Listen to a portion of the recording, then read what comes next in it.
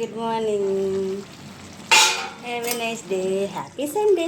ఓ Sunday ములంకాల కూర ఏంటానా?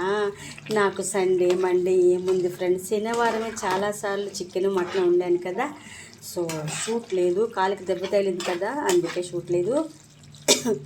ఇదేంటో తెలుసా, చికెన్ మటన్ కన్నా చాలా హెల్తీ. ములంకాల కూర అయిపోయింది, చిక్కడి పాలు పోసిద్దాం. మీగడతో ఉండాలి సుమ్మా, పాలు ఎప్పుడు మీగడతో ఉంటేనే బాగుంటుంది కూర. ఎందుకంటే ఇది రజనీ ములంకాల కర్రీ కదా, something is there, something special ఉండాలి కదా. సో కారం వేసి చాలామంది చేస్తారు ఫ్రెండ్, నేనైతే కారం వేయను. పచ్చిమిర్చి, అల్లము, వెల్లుల్లి, కరివేపాకు 3 పేస్ట్ చేసి జీలకర్ర వేస్తాను.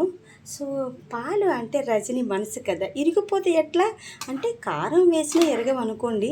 సో ఇట్లా వేరు అట్లా వేరు, రజని వేరు మీరు వేరు కదా.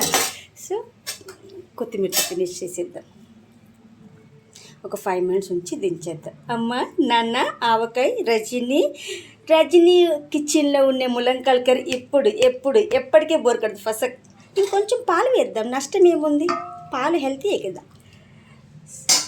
అందరూ బాగుండాలి, అందరూ రజనీ ఉండాలి. Have a nice day, happy Sunday, welcome to back Monday.